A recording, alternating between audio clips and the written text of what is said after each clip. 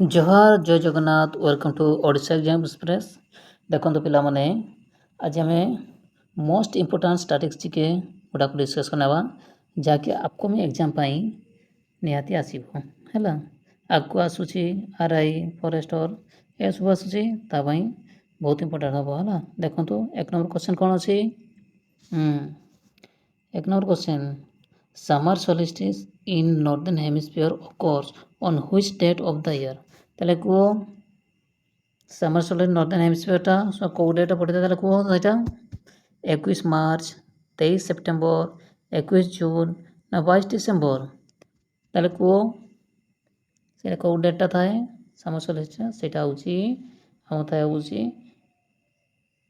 21 June ହେଲା 21 ଜୁନରେ ଥାଏ ଏଇଟା ହେଲା ଜାଣିପାରିଲ ବାସ୍ नेक्स्ट देख ताले हु लेड द बारडोली सत्याग्रह इन 1928 ताले को बारडोली 1928 रे हितला ताले किए तांकर को तांकर किए मुख्य अधिकारी नहीं तले को किए किए तले ताले को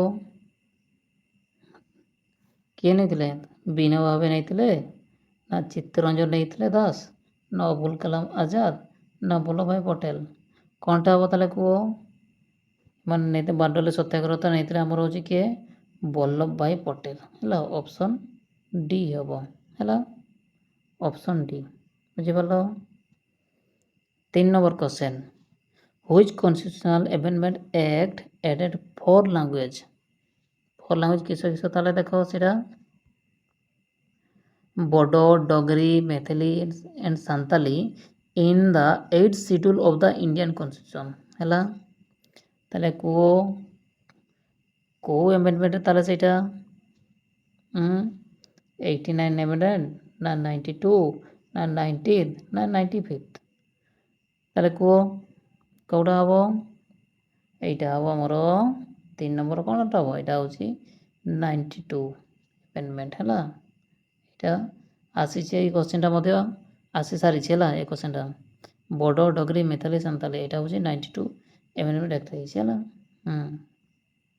4 number question which of the following city is the capital of Switzerland ताले को स्विट्जरलैंड कैपिटलटा कौन हबो बेर्न हबो ना स्टॉकहोम हबो आमस्टरडाम हबो ना बेलग्रेड हबो ताले को स्विट्जरलैंड कोनटा हबो स्विट्जरलैंड हबो बेर्न हैला ऑप्शन ए बेर्न हबो हैला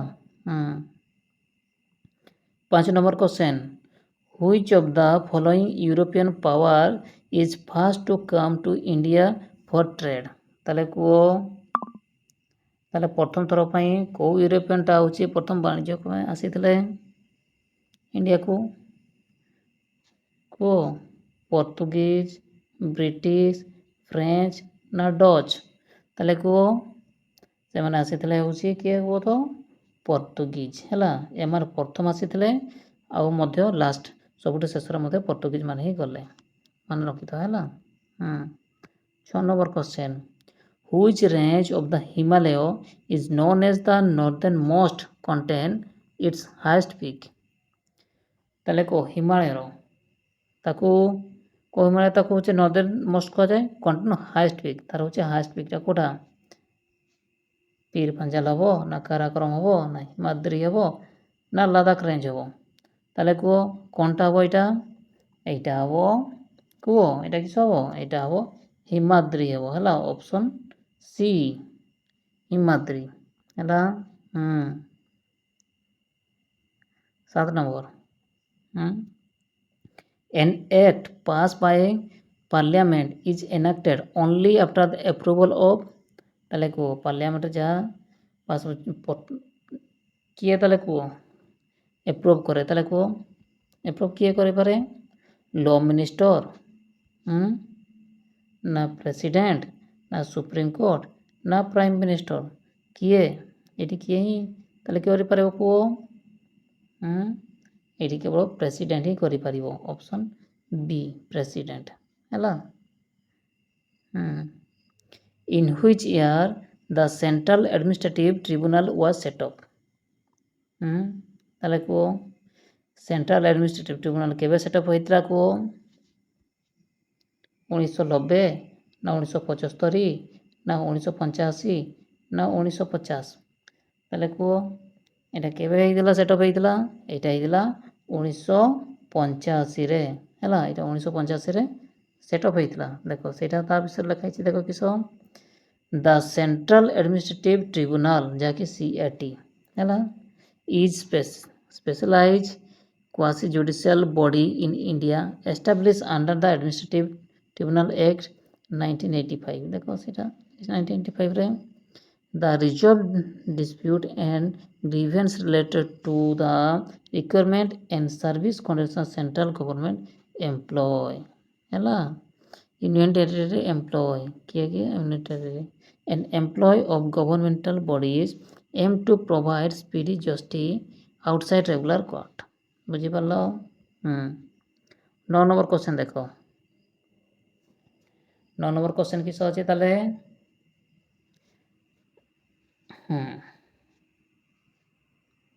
आर्टिकल 43 ହେଲା आर्टिकल 43 किस the state shall endeavor to promote cottage industries on a individual or cooperative basis in rural or it is a directive based on dash principle ତାହେଲେ article 43 ଅନୁସାରେ ହେଲା ଆମେ ହେଉଛି cottage ଇଣ୍ଡଷ୍ଟ୍ରିରେ ପରିଣତ କରିବା ହେଲା ରୁରାଲ ଏରିଆ ଗୁଡ଼ାକରେ ସେଇଟା ହେଉଛି କେଉଁଟାରେ ଯାଏ ତାହେଲେ କୁହ ଇଣ୍ଟେଲେକ୍ଚୁଆଲରେ ନା ସୋସିଆଲିଷ୍ଟରେ ନା ଗାନ୍ଧିଆନରେ ନା ଲେବରାଲରେ ତାହେଲେ କୁହ এইটা ହେଉଛି କେଉଁଟାରେ ଯାଏ এইটা ହେଉଛି ଗାନ୍ଧିଆନ ହେଲା ଏଇଟା କହିଛ ଗାନ୍ଧିଆନରେ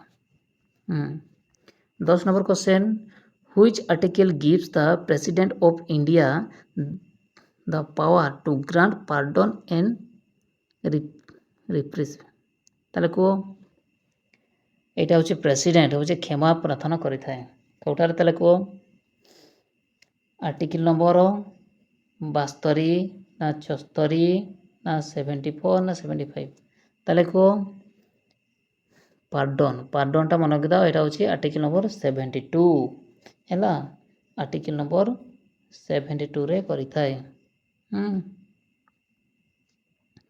11 number according to the regular act of 1773 of the East India Company to whom did the governor of Madras and Bombay report regularly ତାହେଲେ କୁହ ଆମ ହେଉଛି 1773 ଇଷ୍ଟ ଇଣ୍ଡିଆ କମ୍ପାନୀ ତରଫରୁ ହେଲା କାହା ଦ୍ୱାରା ହେଇଥିଲା ହେଉଛି ମାଡ୍ରାସ ବମ୍ବେ ରିପୋର୍ଟ ରେଗୁଲାର କରାଯାଇଥିଲା କାହା ଦ୍ୱାରା ଦ ଗଭର୍ଣ୍ଣର ଅଫ୍ ଜେନେରାଲ ନା ବ୍ରିଟିଶ ପାର୍ଲାମେଣ୍ଟ ନା କୋର୍ଟ ଅଫ୍ ଡିରେକ୍ଟର ନା ବ୍ରିଟିଶ କ୍ରାଉନ କାହା ଦ୍ୱାରା ସେଇଟା ହେଇଥିଲା the governor of general option A ହେଲା ଅପସନ୍ ଏ ତାହେଲେ କୁହ the editor of Young India was important question ଏଇଟା ଗୋଟେ ମନେ ରଖିଥାଅ ତାହେଲେ କୁହ ୟଙ୍ଗ ଇଣ୍ଡିଆ କାହା ଦ୍ୱାରା ଲେଖା ହେଇଥିଲା ମହାତ୍ମା ଗାନ୍ଧୀ ହେଲା ନା ସି ରାଜଗୋପାଳଚାରୀ ନା ଲାଲା ଲଜପତ ରାୟ ନା ବାଲ ଗଙ୍ଗାଧର ତିଲକ ତାହେଲେ କୁହ ଏଇଟା କାହା ଦ୍ୱାରା ଏଇଟା ହେଇଥିଲା ମହାତ୍ମା ଗାନ୍ଧୀଙ୍କ ଦ୍ୱାରା ହେଲା option A 13 number question when was the parallel government ପ୍ରତି ସରକାର established in ସାତାରା ମହାରାଷ୍ଟ୍ର ତାହେଲେ କୁହ parallel government ଯାହାକି ପ୍ରତି ସରକାର କେବେ ଏଷ୍ଟାବ୍ଲିଶ ହେଇଥିଲା ଯାହାକି ମହାରାଷ୍ଟ୍ରରେ କୁହ କେବେ ହେଇଥିଲା 1941ରେ ନା 1943ରେ ନା 1945 ନା 1947ରେ କେବେ ଏଇଟା ହେଇଥିଲା 1943ରେ ଅପସନ୍ ବି ହେଲା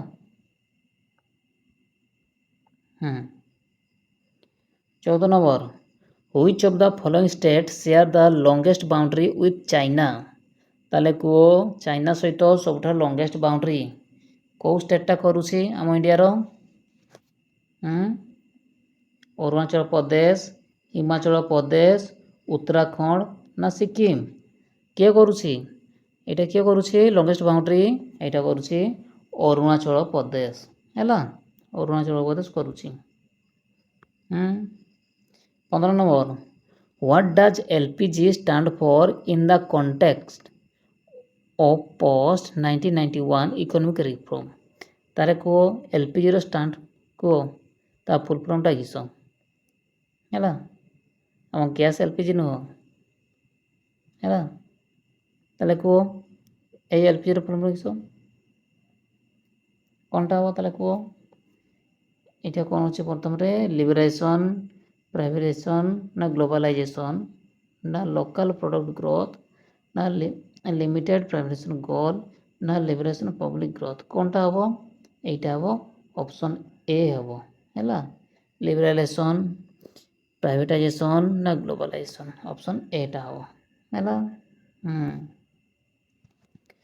16 number, in the context of the polity during the 7th century দ্য টার্ম সমান্ত মিন্ট, তাহলে কুহ সমান্ত মানেটা তাহলে কিস କ'ଣ হব সমান্ত মানেটা? ए सबऑर्डिनेट रूलर ना ए फाइनेंशियल मिनिस्टर ना ए कमर्शियल मिनिस्टर ना ए रॉयल स्क्राइब, কোনটা হব এটা?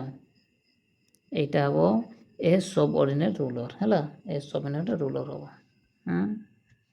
ସେଇଟା ଲେখା ହେଇଛି in the context of 7th century polity ହେଲା, the term samanta meant subordinate ruler, ତା ମାନେ ହେଉଛି रूलर ହେଲା, ଭାସାଲ।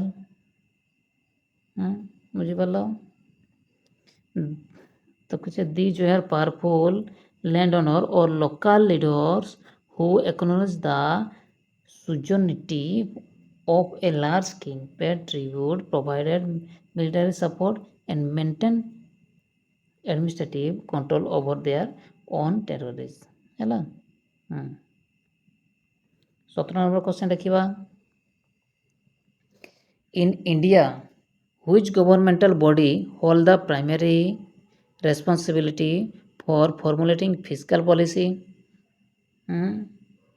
কোনটা তাহলে হব কুহ, ଆମ ଗଭର୍ଣ୍ଣମେଣ୍ଟ ବଡ଼ିଟା ହେଉଛି ଧରି ରଖିଛି କିସ ପ୍ରାଇମେରୀ ରେସ୍ପନ୍ସିବିଲିଟି ଯିଏକି ଫିସ୍କାଲ ପଲିସିରେ, ତାହେଲେ କ'ଣଟା ହବ କୁହ, ଯାହାକି SEBI security and exchange board of India ନା ମିନିଷ୍ଟ୍ରି ଅଫ୍ ଫାଇନାନ୍ସ ନା ନୀତି ଆୟୋଗ ନା କମ୍ପ୍ୟୁଟର ଜେନେରାଲ, କ'ଣଟା ହବ ତାହେଲେ କୁହ? এইটা হব କ'ଣ ହବ ଏଇଟା? এইটা হব ମିନିଷ୍ଟର ଅଫ୍ ଫାଇନାନ୍ସ ହେଲା, ଅପସନ୍ ବି ହବ ହେଲା। 18 number question, who primarily reforms the classical dance Mohiniyattam, ତାହେଲେ କୁହ ଯାହାକି ପ୍ରଥମ ଥର ପାଇଁ ମୋହିନୀଅଟ୍ଟମ ଗୁଡ଼ାକ ହେଉଛି କେଉଁ ଆର୍ଟିଷ୍ଟ ମାନେ ହେଉଛି ଡ୍ୟାନ୍ସ କରୁଥିଲେ? ଏଇଟା ଚାଇଲ୍ଡ ପରଫର୍ମନ୍ସରେ ନା ଫିମେଲ୍ ଆର୍ଟିଷ୍ଟ ନା ଏମେଚ୍ୟୁର ଡ୍ୟାନ୍ସର ନା ପ୍ରଫେସନାଲ ଟ୍ରପ୍ସ, କ'ଣଟା ହେବ ଏଇଟା? এটা হচ্ছে প্রথম ଥର ପାଇଁ ମୋହିନୀଅଟ୍ଟମର ହେଉଛି ଫିମେଲ୍ସ ମାନେ ଫିମେଲ୍ସ ଆର୍ଟିଷ୍ଟ ଗୁଡ଼ାକ ହେଲା, female artist. According to the inscription of Cholo dynasty, ତାହେଲେ ଚୋଲ ଡାଇନାଷ୍ଟି ଅନୁସାରେ this is the land that is gifted to temple, ତାହେଲେ କୁହ ଏ ଭିତରୁ କେଉଁଟା ହେଉଛି ଲ୍ୟାଣ୍ଡ ଗିଫ୍ଟେଡ୍ ମନ୍ଦିରମାନଙ୍କୁ ଗିଫ୍ଟେଡ୍ କରାହେଉଥିଲା? କୁହ ହେଉଛି ଭେଲାନ ଗାଭି ନା ତ୍ରିନା ମଟୁକାନି, এটা হচ্ছে সালাভোগা না ব্রহ্মাদেয়া, কোনটা হব? এইটা হব কিস ত্রিনা মাটুকাউনি, অপশন বি হব ହେଲା। 20 নম্বর question, which electronics components are used in 4th generation computer, ତାହେଲେ କୁହ ଏଇଟା କମ୍ପ୍ୟୁଟର ଆସିଗଲା, ତାହେଲେ କୁହ 4th ଜେନେରେସନରେ କେଉଁଟା ତାହେଲେ ଥିଲା, ତାହେଲେ କୁହ VLSI ମାଇକ୍ରୋ ପ୍ରୋସେସର ନା ଇଣ୍ଟିଗ୍ରେଟେଡ୍ ସାର୍କିଟ ନା ଭ୍ୟାକ୍ୟୁମ୍ ଟ୍ୟୁବ୍ ନା ଟ୍ରାଞ୍ଜିଷ୍ଟର, কোনটা হব? এইটা হচ্ছে 4th জেনারেশন মনে রাখতে হচ্ছে VLSI হচ্ছে মাইক্রো প্রসেসরটা হয়ে ହେଲା। 21 নম্বর, হু ফাউন্ডেড দ্য আর্য সমাজ ইন 1875, ভেরি ভেরি ইম্পর্টাଣ୍ଟ এটা ଆସୁଛି ହେଲା। ଆର୍ୟ ସମାଜଟା ମନେ ରଖିଥାଅ 1875ରେ ଏଟା ହେଉଛି କାହାଙ୍କ ଦ୍ୱାରା ହେଇଥିଲା, ତାହେଲେ କେଉଁ କିଏ ଫାଉଣ୍ଡେଡ଼ କରିଥିଲେ? ସ୍ୱାମୀ ଦୟାନନ୍ଦ ସରସ୍ୱତୀ ନା ଈଶ୍ୱର ଚନ୍ଦ୍ର ବିଦ୍ୟାସାଗର ନା ସ୍ୱାମୀ ବିବେକାନନ୍ଦ ନା ପଣ୍ଡିତ ରମାବାଇ, କ'ଣଟା ହବ ଏଇଟା? এইটা হব ଆର୍ୟା ମନେ ରଖିଥିବ ଆର୍ୟ ସମାସଟା ହେଉଛି ଦୟାଳୁକ ହେଲା। ସ୍ୱାମୀ ଦୟାନନ୍ଦ ସରସ୍ୱତୀ ହେବ ଅପସନ୍ ଏ ହେବ ହେଲା। 22 number what can be possible reason for the failure of 1857 revolt. ତାହେଲେ 1857 ରିଭଲ୍ଟ ହେଇଥିଲା, ତାର ଫେଲିୟର ହେବାର କାରଣଟା କ'ଣ? Lack of unity among India, ଅଭାବ ଯୋଗୁଁ ଇଣ୍ଡିଆର, ନା superiority of British in terms ethnicity and religion, the revolt did not spread to South India. କ'ଣଟା ହେବ ଏଇଟା? এইটা ହେବ ସବୁକା ହେବ ନା ନାହିଁ? 1857 ଏହା ପାଇଁ କାରଣ ହେଇଥିଲା, ତ କ'ଣ ହେବ? ଅଲ୍ ଅଫ୍ ଦ ହେବ ଅପସନ୍ ଡି ହେବ ହେଲା। 23 ନମ୍ବର କ୍ୱେଶ୍ଚନ୍ ହେଲା, which shortcut key combination is use to quickly save file. ଏଇଟା ବି ଗୋଟେ କମ୍ପ୍ୟୁଟର କ୍ୱେଶ୍ଚନ୍ଟା କୁହ। ତାହେଲେ ଆମେ ହେଉଛି ଫାଇଲ୍ ଉପରେ କୁଇକଲି ସେଭ୍ କରିବା ପାଇଁ କେଉଁ ସର୍ଟକଟ୍ ଆମେ ୟୁଜ୍ କରୁଛେ? Ctrl+S ନା Ctrl+F ନା Ctrl+V ନା Ctrl+C, କ'ଣଟା ଆମେ ୟୁଜ୍ କରୁଛେ? ଆମେ ୟୁଜ୍ କରୁଛେ Ctrl+S ହେଲା। Ctrl+S ଆମେ ୟୁଜ୍ କରୁଛେ। 24 number in which language was the ancient Sangam literature written. ତାହେଲେ କୁହ କେଉଁ ଲାଙ୍ଗୁଏଜଟା ହେଉଛି ସଙ୍ଗମ ଲିଟରେଚର୍ ରିଟେନ୍ କରାଯାଇଥିଲା? କୁହ ତେଲୁଗୁ, ନା ମାଲାୟାଲମ, ନା ତାମିଲ, ନା କାନାଡ଼ା, କ'ଣଟା ହେବ? এইটা ହେଉଛି ସଙ୍ଗମ ଲିଟରେଚର୍ଟା ହେଉଛି କାହା ଦ୍ୱାରା? ସେଇଟା ହେଉଛି ତାମିଲ ହେଲା, ତାମିଲ ଦ୍ୱାରା ହେଲା। ତାହେଲେ କୁହ 25 ନମ୍ବର ହେଲା, ଲାଷ୍ଟ କ୍ୱେଶ୍ଚନ୍ଟା କୁହ। ତାହେଲେ which article of the Indian constitution deals with equal pay for equal work. କ'ଣଟା ହେବ କୁହ? ଆର୍ଟିକଲ୍ 39 ନା ଆର୍ଟିକଲ୍ 14 ନା ଆର୍ଟିକଲ୍ 38 ନା ଆର୍ଟିକଲ୍ 48, କ'ଣଟା ହେବ ତାହେଲେ କୁହ ହେଲା। ଏଇ କ୍ୱେଶ୍ଚନ୍ର ଆନ୍ସର୍ଟା ଆପଣମାନେ କମେଣ୍ଟ ବକ୍ସରେ ଜଣାଇବେ ହେଲା। କ'ଣ ହେବ? Equal pay for equal work ହେଲା। କ'ଣଟା ହେବ? এইটা ହେଉଛି ରହିଲା ଆପଣଙ୍କ ମାନେ ହୋମୱାର୍କ ହେଲା। এইটা କମେଣ୍ଟ ବକ୍ସରେ ଜଣାଇବେ ୟାର ଆନ୍ସର୍ଟା କ'ଣ ହେବ ହେଲା। ତ ଥ୍ୟାଙ୍କ ୟୁ ପିଲାମାନେ ହେଲା। ତ ଯେଉଁ ପିଲାମାନେ ନୂଆ କରି ଆସିଛ ଲାଇକ୍ କରିବେ, କମେଣ୍ଟ କରିବେ, ସେୟାର ମଧ୍ୟ କରିବେ, ଆଉ ଯେମିତି ଆପଣମାନେ ସବସ୍କ୍ରାଇବ୍ କରିବାକୁ ଭୁଲିବେ ନାହିଁ ହେଲା। ଥ୍ୟାଙ୍କ ୟୁ ପିଲାମାନେ। ଆଉ ଯଦି କିଛି ଭଲ ଲାଗିଥାଏ ଆପଣମାନେ ନିହାତି କମେଣ୍ଟ ବକ୍ସରେ ଜଣାଇବେ। ୟାଠୁ ଆହୁରି ଭଲ ଭଲ କ୍ୱେଶ୍ଚନ୍ ଗୁଡ଼ାକ ଆପଣମାନଙ୍କ ପାଇଁ ଆଣିବା। Thank you.